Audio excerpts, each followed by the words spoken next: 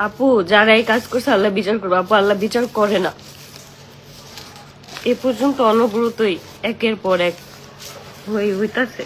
জানেন কি হঠাৎ করে তিশা কিভাবে ব্রাইডাল ফটোশুটের সুযোগ পাচ্ছে? এর পেছনে কিন্তু দীর্ঘ এক কাহিনী রয়েছে। যেই টিমের সাথে আখি ব্রাইডাল ফটোশুট করতো এতদিন, সেই টিমের সাথে নাকি আখি প্রতারণা করেছে। 1 বছরের টাকা নিয়েছিল কিন্তু শুট করে দেয়নি, সময়ই দিতে পারছিল না। চুক্তি হয়েছিল আগামী 1 বছর আখি শুধু তাদের ব্রাইডাল ফটোশুট করবে, আর কারো ফটোশুট করতে পারবে না।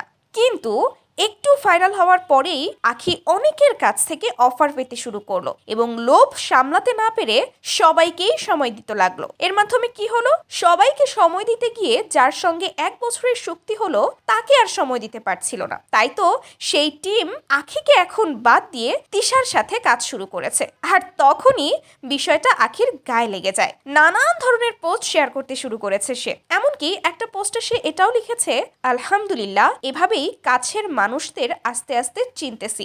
শুধু তাই নয়, ওই টিমের একজনকে গোপনে ফোন করে আখি নাকি এও বলেছে, শোন শোন, তিশার সাথে ওরা যা যা করবে আমাকে ভিডিও করে পাঠাবি। হ্যাঁ দর্শক, আখি নাকি এমনটাও করেছে। ওই টিমের কর্তৃপক্ষ লাইভে এসে সবকিছু ফাঁস করে দিয়েছে। তো দর্শক, আখির এই ধরনের কর্মকাণ্ড নিয়ে আপনাদের কি মন্তব্য? কমেন্ট করে জানাতে ভুলবেন না।